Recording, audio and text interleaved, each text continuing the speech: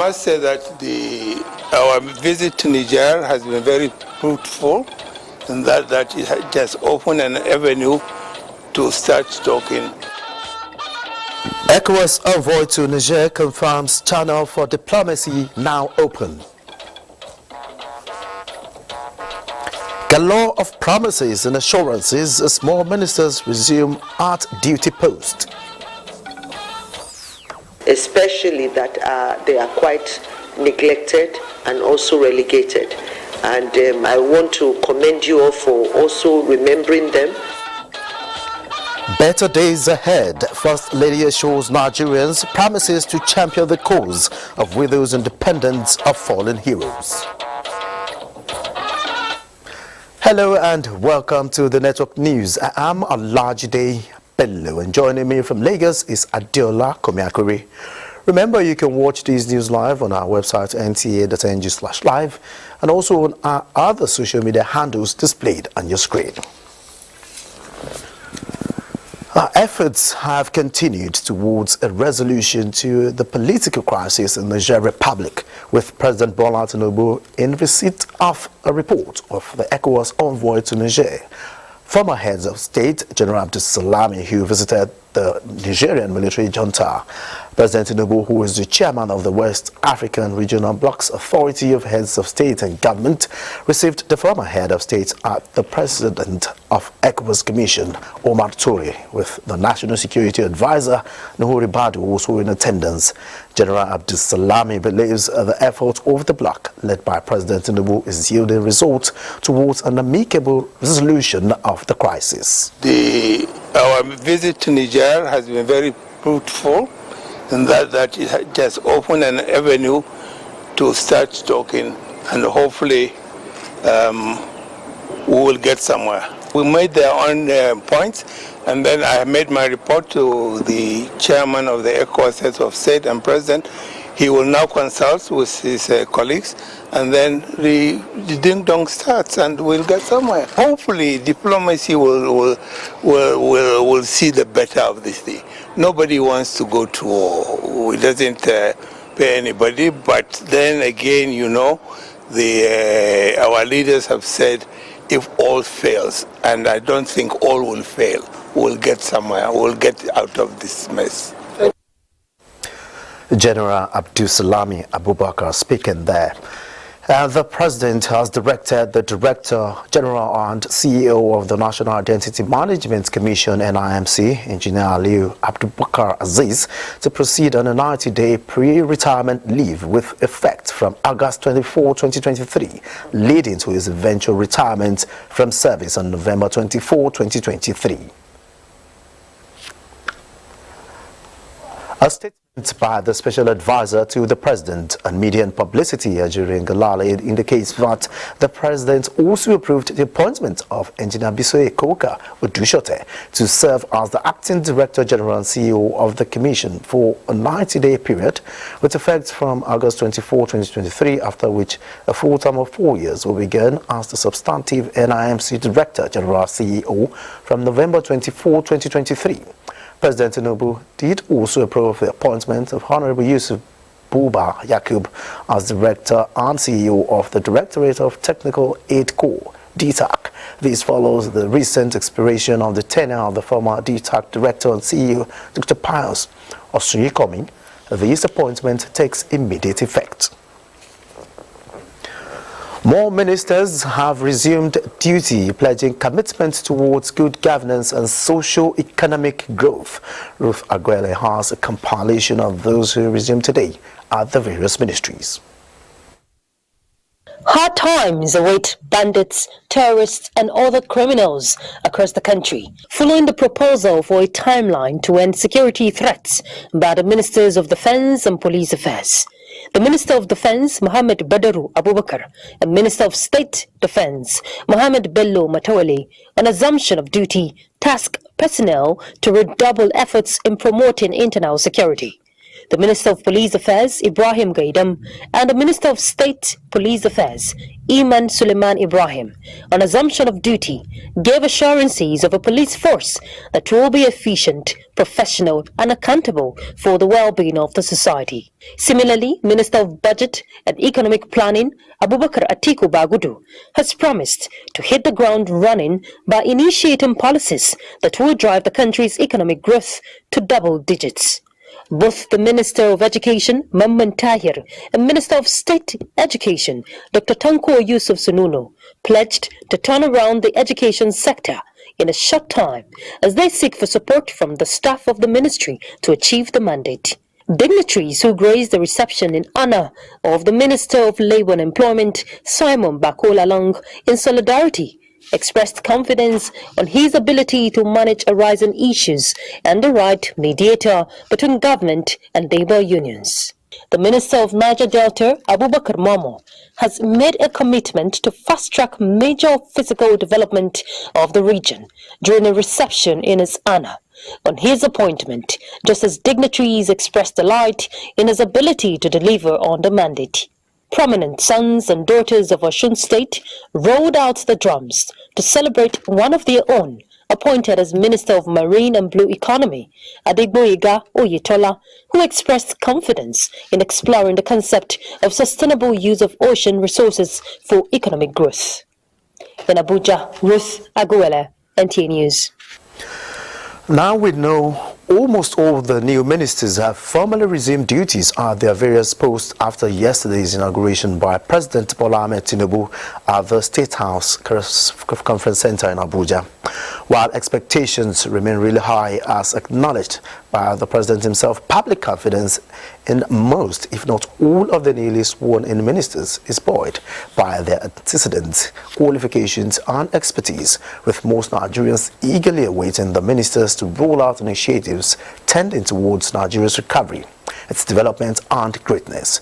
To get a sense of where these ministers are in terms of readiness 24 hours after resuming duty at the ministers, I have a crop of our correspondents joining me tonight.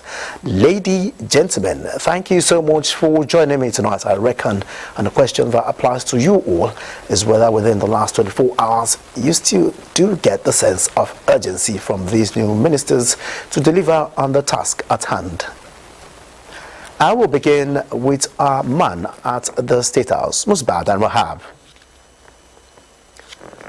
Musbah, in his charge to the ministers, President Tinubu did say the government cannot afford to fail Nigerians and that those are seen as underperforming will be replaced. Do you think that message resonated, that urgency and implicit demand to make the expectations of Nigerians?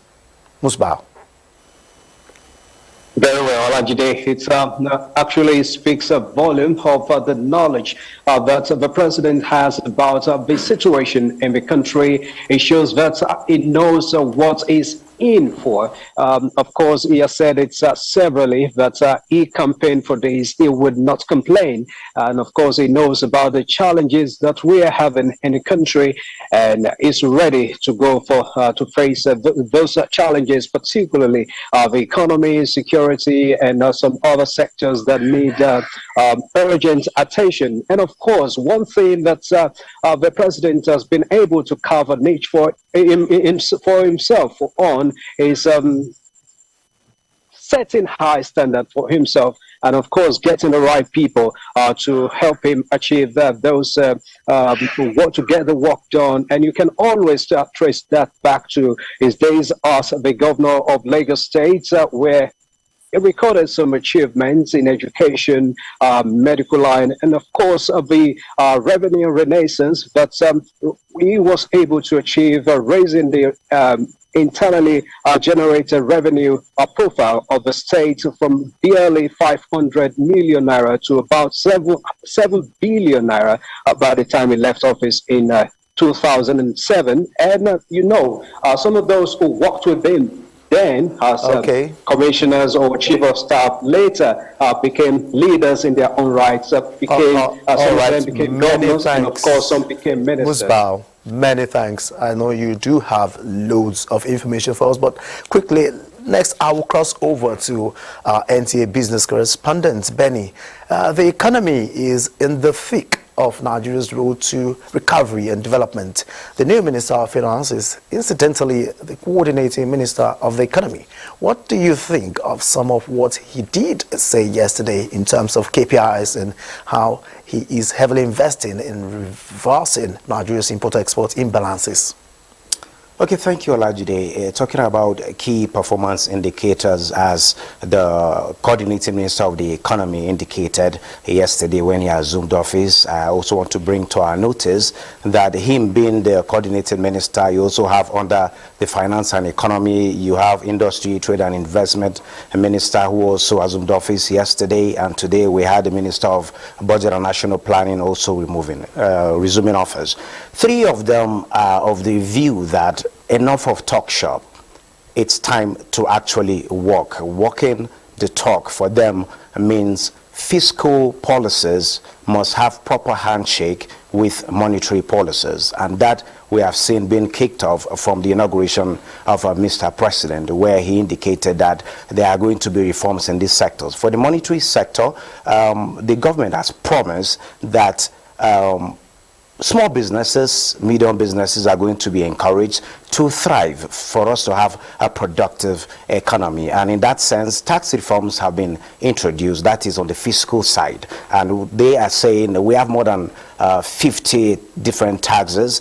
And the government now is saying we're going to streamline this to 10 taxes. Yet it says there's going to be a target of GDP, tax to GDP ratio of 18%, which at present is about 10%. And Nigerians are asking, how are you going to ensure that this happens? What the government is saying, they are going to tax prosperity, tax fruits, and not to tax the seeds, which is to say they are going to encourage your business grow before they collect taxes. And on the monetary side, government is also saying there is going to be a reduction in interest rates so that the productive sector will get to survive, will get to be more productive. Yes, we're talking about the forex regime in the country, where dollar as at today at the close of market was about 746 to 765 in the market, which is the power of market. Government is saying once you have a productive sector that gets to export, you are going to save forex. And the call for the ministers is that yes, we're going to attract investors, and in attracting investors, we're going to make the business environment much more conducive. Okay, Benny, let's be gender sensitive. Let's head straight now to Ruth, who is in fact our very own born broadcaster of the year. She's a correspondent covering the Ministry of Humanitarian Affairs and Poverty Alleviation. Ruth, Dr. Betta Edusem, the achiever ideas say, considering how aging emergence in public domain within the last 10 years or so, how is all that likely to impact in the current drive to lift more than 133 million Nigerians out of extreme poverty, as she puts it, not so modestly? Thank you, Jide. I like the fact that you mentioned her age, because she actually emphasized on that as an advantage, rather. She's looking at speed in terms of service delivery, in terms of innovation as a young person. But looking at the numbers, 133 million Nigerians in poverty, that is huge. And we saw determination, you know, from a young person yesterday, speaking of going to every nook and cranny of Nigeria. In her words, you know, to reach out to the poorest of the poor, to lift this number out of poverty. Of course, she understands that it's not an easy task. It requires political will. It requires determination. Humanitarian crisis is not new to Nigeria, and this is something, it's an effort that federal government has consistently put in measures in terms of palliatives and other modalities in place to ensure that humanitarian interventions is strategically streamlined. But she's looking at another strategy this time around, being there, meeting these people, because she said they're not numbers, they're not data, these are people that we live amongst them. And I saw a minister who wants to work, But it's beyond just talk. It's about walking the talk. And she wants to also drive the policies that is already in place through coordinated efforts, talking about collaboration with international community, which is already in place, but enhancing that in terms of partnership. And Humanitarian Affairs Ministry, of course, you know, used to be very huge. She emphasized the aspect of renaming the ministry, with poverty alleviation, as strategically being done to refocus direction, to bring smiles again, in line with President Tinubu's renewed hope agenda, to restore hope to Nigerians again. And I know Nigerians have high expectations when it comes to putting that smiles, like she rightly put it, on their faces, because the truth is people want to see that impact. They want to see that effect happen on them. Okay, many thanks, Ruth. And lastly, Ismail Musa, NTA's defense correspondent. While I thank you for your patience, do I say morning, sir? I should just go ahead with my question. Please do, please do. All right, many thanks. It does seem the new Minister of Defense has been his fill of the war against insurgency and banditry in Nigeria. Quickly, give us an idea of what the new timeline set for the military to end the war mean exactly, and how that may be different from previous timelines that were issued and that your report had on. Thank you, Olajide. There's a lot of difference this time and what we have in the past. You see, in the past, such timelines, such pronunciation do come from the president to the service chief. This time around, for the first time, it's coming from the minister directly to the service chiefs. From their body language, from their speech, they came prepared. Now, talking about timeline, the ministers promised to work with specific timeline and empirical benchmarks. Now, talking about banditry and terrorism, they said, talking about banditry in the North Central, for instance, they promised to interface with the various services, identify what's the threat and what are the requirements. You need buffalo trucks, you need gun trucks. The ministers promised to convey these requirements to the president, who is the commander-in-chief. These things will be provided, the ministers said, and they promised to sit on their various necks and ensure these threats are subdued, are combated within a particular timeline. Now, they also promised to upscale the various super camp concept we already have. Super camp concept entails stocking military arsenals in a particular area to enhance rapid response to threats. They promise to provide more equipments, more platforms that will put our armed force on the edge and combat and subdue most of the threats we have. They came prepared. They've already identified all threats, and immediately after their presentation, they went straight to closed-door meetings with the various service chiefs. And from the feelers we got after their presentations, a lot is in the pipeline, and I'll show you. Many thanks, Ismail. I think that's the much we'll be able to take. Many thanks, lady and gentlemen. Keep up the good work. You guys are doing really great. Many thanks. Moving on, the Minister of Arts, Culture and the Creative Economy, Hannatu Musa Musawa, is promising to engender a national campaign that utilizes Nigeria's vast resources in the arts and creative industry to build a glowing and deserving national image for the world's most populous black nation. In a statement, the minister, who officially assumed duty as the first female minister to hold that portfolio, says the country can no longer be solely associated with negatives such as poverty, fraud, terrorism and other forms of criminality. She said to change the nation's image positively beyond the shores of this country will require the collective support of all well-meaning Nigerians. As one of her immediate key plans, she hopes to facilitate the composition of a national theme song for the Nigerian brand, and therefore encourage Nigerian songwriters and musical artists from the 6 geopolitical zones of the country to begin to think in that direction. You're watching the Network News. More reports when we return. Stay with us.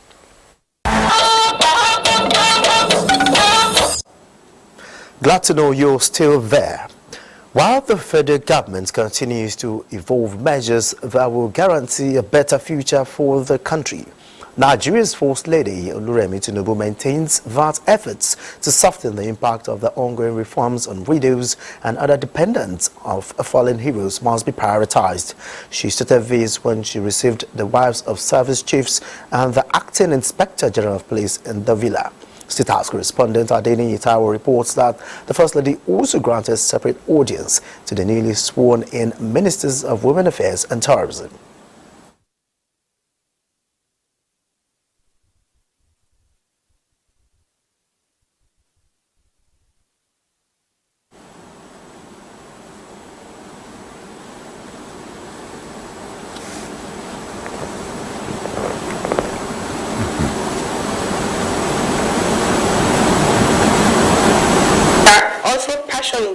About providing quality education in our barracks through our various group of schools, amongst other activities we embark on.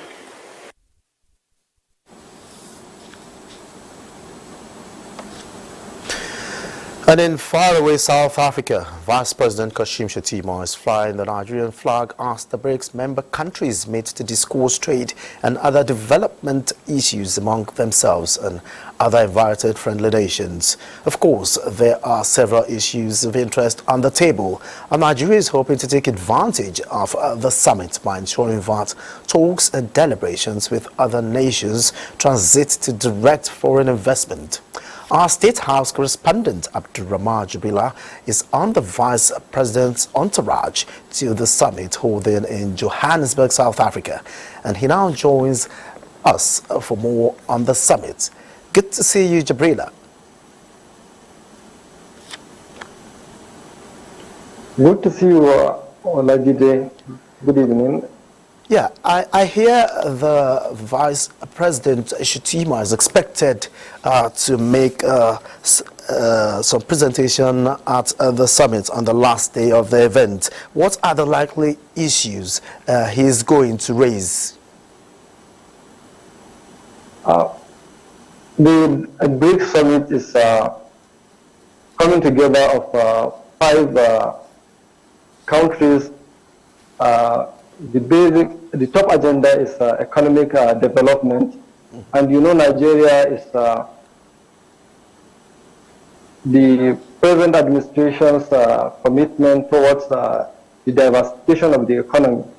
That is among what brought the Vice President to South Africa to meet with different leaders to showcase Nigeria's will to cooperate with them in terms of economy.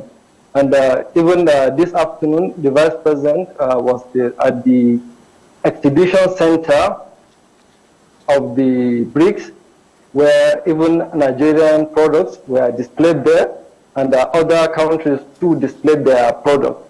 And the Vice President went around and saw whatever is there, and he made commitment of Nigeria's will to cooperate with any country that is willing to invest in the country. And the top agenda of the Vice President coming for this BRICS summit is economic diversification of Nigeria. All right, Jibrila, just before you go, another key issue on the table is the plan for possible expansion of the body from BRICS to BRICS Plus. Do you have any information on where Nigeria stands on joining BRICS? I think that will come after the Vice President's address on the last day of the BRICS. And apart from that, many countries are expected to join the BRICS on the BRICS Plus agenda, which is also part of the issues to be discussed at the summit. And even tomorrow, apart from the economic diversification, the Vice President is expected to attend a conference on the pandemic preparedness and prevention and its response. So I think at the end of the summit, we will know Nigeria's stand. All right, State House correspondent Abdurrahman Jibrila giving us an update on the ongoing BRICS summit in Johannesburg, South Africa. Thank you very much. Thank you, Alajide.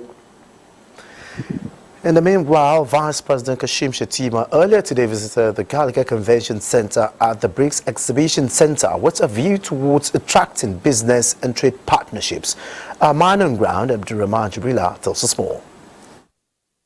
Nigeria is among nations participating in the 15th BRICS Summit, scheduled in Johannesburg, South Africa, with Vice President Kashim Shettima representing the country.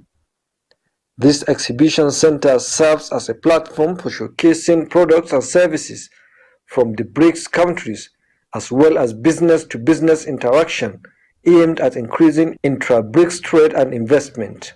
Nigeria is not left out, as artists and designers are developing interest in Nigerian arts and designs as the country continues to partner other nations to boost economic growth. Excited by the development, Vice President Kashim Shettima took time to see for himself the innovative approach of these entrepreneurs. The investments Nigerians are making in South Africa, this is a harbinger of greater things to come. Nigerians are active in the digital economy, they are active in fashion, they are equally active in mining. I'm quite glad that quite a number of our countrymen are doing well and are willing to partner with the home nation for the greater glory of the African continent. He also visited other pavilions to explore more areas of opportunities for Nigeria. The President is very passionate about empowering MSMEs, of empowering our youth and women to be catapulted to the workspace that will enable them to support their families and add value to the nation. He's a modern man, he's a very progressive-minded leader, and in the coming months, there will be a sea change in the fortune of Nigeria. We are also looking at the South African companies with which we have already established some business links, and discussions are at advanced stage on how to partner together in the spirit of the South-South cooperation, as well as the activation of Africa Continental Free Trade Area. The Vice President is expected to make a presentation on the last day of the 15th BRICS Summit. From Johannesburg in South Africa, Abdurrahman Jibrila, NTA News. And on security back home in Nigeria, the Army War College has commenced a military exercise codenamed Skylark for participants of the service's war colleges. Defense correspondent Ismail Musa has details of the exercise holding in Abuja. In view of the dynamism and complex nature of emerging security challenges, the Army War College Nigeria is conducting a joint operation planning exercise codenamed Skylark 2023. This is to enhance the capacity of participants of the services war colleges to effectively respond to current security threats while operating in a joint multi-agency environment. The joint operation exercise will also provide a forum for participants who are being trained as operational commanders to practice planning and the conduct of operations under different threats and scenarios. Dynamics of the security situation across the country has continued to change. Training ought to be purpose-oriented, so we projected forward to see what are the likely threats that could come about. And with that, we were able to play out the scenario, and the participants reacted in line with that scenario, and that has actually provided a very, very good understanding based on the scenario created. The multi-services exercise will end on the 25th August 2023. From the Nigerian Army War College in Abuja, Ismail Musa, NTA News.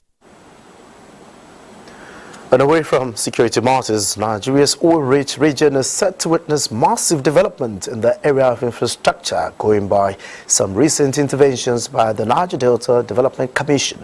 Jenny Barsi reports that the Commission is leveraging the support of reputable organizations to foster rapid growth in the Niger Delta through public-private partnership. The Niger Delta Development Commission played host to policymakers, development partners, and select stakeholders in the region towards making good of its promise to develop the region. They are in Uyo, the Akwa Ibom State capital, to strategize towards actualizing this goal, one of which is the Commission's master plan and the 2024 budget. The budget, christened Project of Reconstruction, is expected to meet the yearnings of the people. Our expectation is that at the end of the day, we are going to have an all-inclusive budget, a budget that will reflect the vision and the aspiration of the people of the Niger Delta. NDDC budgets over the years have been faced with challenges, which included belated submission, delayed approvals, amongst others. Representatives from the state's government, stakeholders of the region, and investors pledged their support to make the Niger Delta region a destination of choice. We have gathered here to give an account of the process the NDDC has taken and the preparation of the 2024 budget. Deliberations will not just be a reflection of the vision of the people of the Niger Delta, but it should equally be a reflection of the collective will and aspirations of the people. Because we looked at the changing paradigm, we actually made a decision that we cannot achieve what we want to do on our own. The two-day Partnership for Sustainable Development Forum 2024 Project of Reconstruction Conference climaxed with stakeholders of the 9 member states of the region presenting the master plan blueprint. Jenny Bassi, NTA News. In the UK, the British police says they have charged former Nigerian Oil Minister Dizani Alison Madueke with bribery-related offences, saying they suspected she had accepted bribes in return for awarding multi-million-pound oil and gas contracts. Head of the National Crime Agency and NTA International Corruption Unit, Andy Kelly, said the police suspect Dizani Alison Madueke abused her power in Nigeria and accepted financial rewards for awarding multi-million-pound contracts. These counts are a milestone in what has been a thorough and complex international investigation. Alison Madueke has been accused of benefiting from at least £100,000 in cash, chauffeur driving cars, flights on private jets, luxury holidays for her family, and the use of multiple London property. 63-year-old Alison Madueke was a key figure in the administration of former President Goodluck Jonathan, serving as Petroleum Minister from 2010 to 2015. She also acted as the president of the Organization of the Petroleum Exporting Countries, OPEC. Governor of Borno State has flagged off the distribution of presidential palliative intervention at Maisandari ward of the Maiduguri Metropolitan Council to ease the hardship caused by the petrol subsidy removal and high prices of food items. Governor Babagana Umara Zulum performed the distribution of the presidential intervention meant for 100,000 households, complementing the ongoing support of 300,000 vulnerable households initiated by the Borno State government. Mohammed Goni reports. The 3,000 citizens of Maisandari ward of Maiduguri Metropolitan Council, comprising male and female households, are part of the 100,000 vulnerable households earmarked to benefit from the presidential intervention. Governor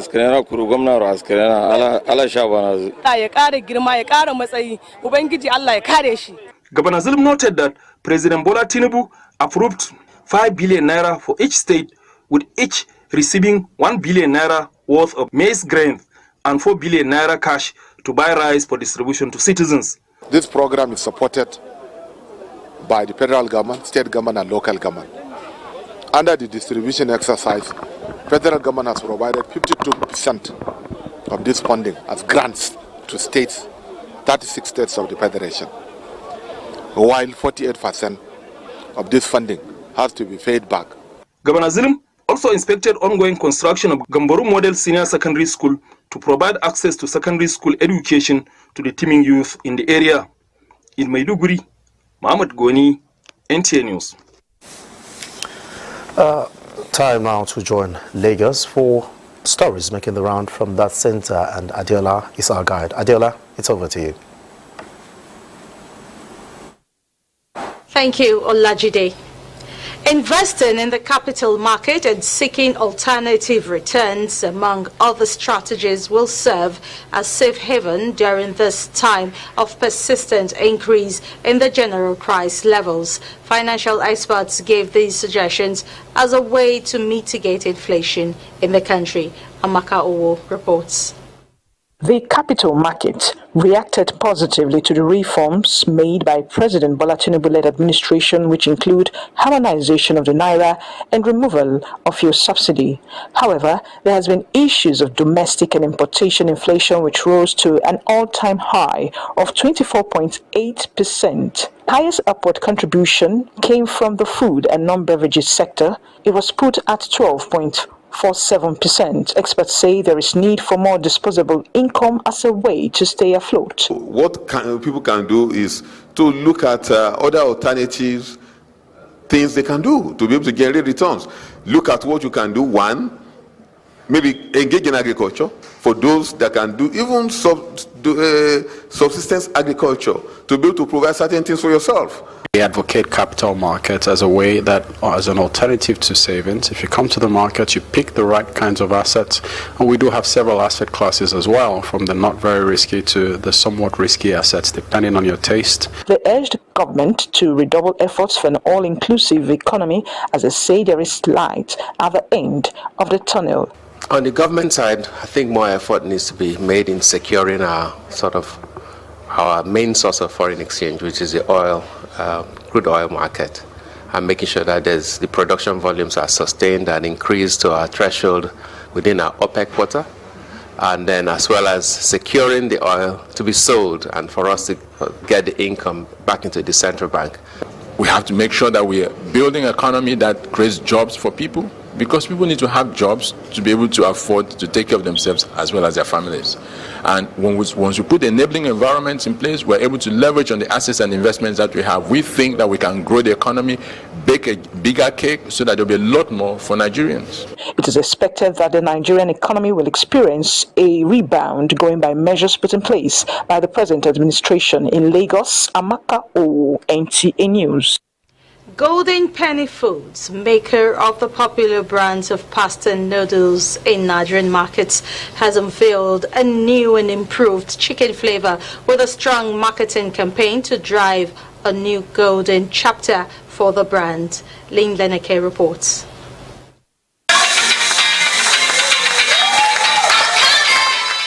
That was the official launch of the rebranded Golden Penny Instant Noodles chicken flavor from the home of good food.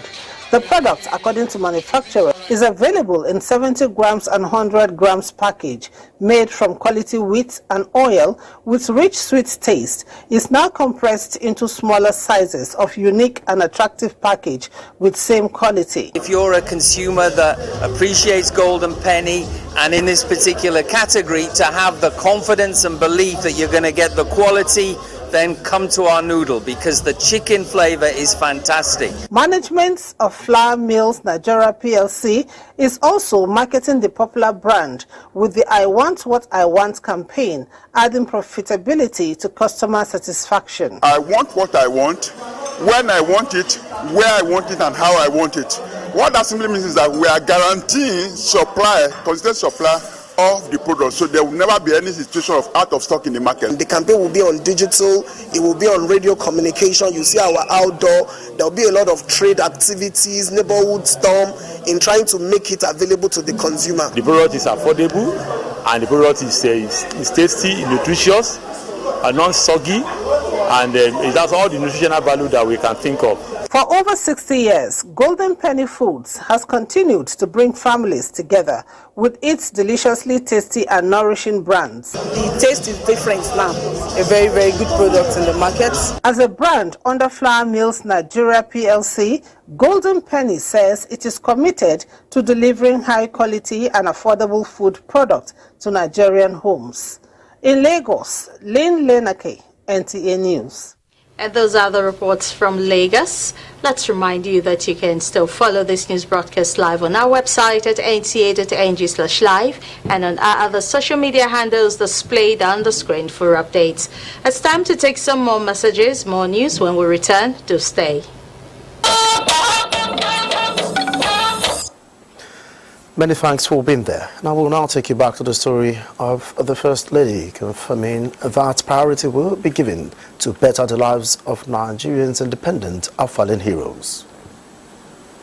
Our relationship with various military barracks go way back to between 1999 and 2007, when she was the First Lady of Lagos State. Thus, the plight of widows and other dependents of fallen soldiers is one that the First Lady, Oluremi Tinubu, is not just familiar with, but of particular concern to her. This formed the basis of her pledge to wives of service chiefs and that of the Acting Inspector General of Police, who were in her office to seek collaboration with her Renewed Hope initiative. In recognition of the ultimate sacrifice paid by the nation's fallen heroes, the First Lady says their dependents will not be neglected. In whatever way we can reach them, it could be through you, that we can ask you to bring them to Abuja or a number of them, and we see what we can do to them, because we really truly want to help. Because it's an area that, women especially, that they are quite neglected and also relegated. And I want to commend you all for also remembering them. Wife of the Chief of Defense Staff and National President of Defense and Police Officers' Wives Association, who led other spouses of the service chiefs to the meeting, applauded the First Lady for inspiring the spirit of welfareism among women. We are also passionate about providing quality education in our barracks through our various group of schools, amongst other activities we embark on. From this decoration as the grand patron of the various associations led by wives of service chiefs and the IGP, the First Lady moved straight into meetings with newly sworn-in Minister of Women Affairs, Uju Ohaneye, and her tourism counterpart, Lola Adejon, who separately paid her a courtesy visit in the villa. And we can't fail, because we hold Asiwaju to our hearts. We know his plan for Nigeria. It's a very wonderful plan. And he brought us in as his soldiers to perfect those plans and make sure we totally eradicate poverty in the country. The programs that we're going to put together will be aligned with some of the activities that she herself is planning through her office, where we will engage in more employment opportunities to support the women. Noting that expectation is high among Nigerians, the new cabinet members promised not to let the nation down. In the State House, Adeniyi Taiwo, NTA News. The Federation Account Allocation Committee, FAC, says it shared a total sum of 966.1 billion naira to the affairs of government as Federation allocation for the month of July 2023 out of a total gross revenue of 1.7 trillion. Chaired by the Minister of Finance and Coordinating Minister of the Economy, Wale Adu, FAC disclosed on Tuesday that the federal government received 374.485 billion. The states received 310.60 billion. The local government councils got 229.409 billion, while the oil-producing states received 51.545 billion as 13% mineral revenue derivation. The statement added that the gross revenue available from the value-added tax VAT for July 2023 was 298.789 billion, which was an increase from the 293.411 billion distributed in the preceding month, resulting in an increase of 5.378 billion. FAC noted that the gross statutory revenue of 115.424 billion received for the month was lower than the sum of 115.921 billion received in the previous month of June 2023 by 2.497 billion. The balance in the excess crude account as at August 22, 2023 stands at $473,754.57 million. The Minister of Finance and Coordinating Minister of the Economy observed that there is the need for government to mobilize resources to deliver on its mandate to increase employment and reduce poverty. Another break beckons. More reports after this break. And just before we go, the family of Cornelius Okehia of Ihedima Mwabasi Okepo Ikembra Town in Ikeduru local government area of Imo State announces the passing of their matriarch Ezine Kefrin in Kem Makolama Okehia. She was aged 94. A night of tribute and songs will hold on Thursday, August 24, 2023 at the family compound at 5 p.m. A funeral service has been scheduled for 11 a.m. at St. Philip's Anglican Church, Ikembra, on Friday, August 25, while interment follows afterwards at the family compound. And that concludes the NTA Network News. Many thanks for being a part of it. I am Olajide Bello.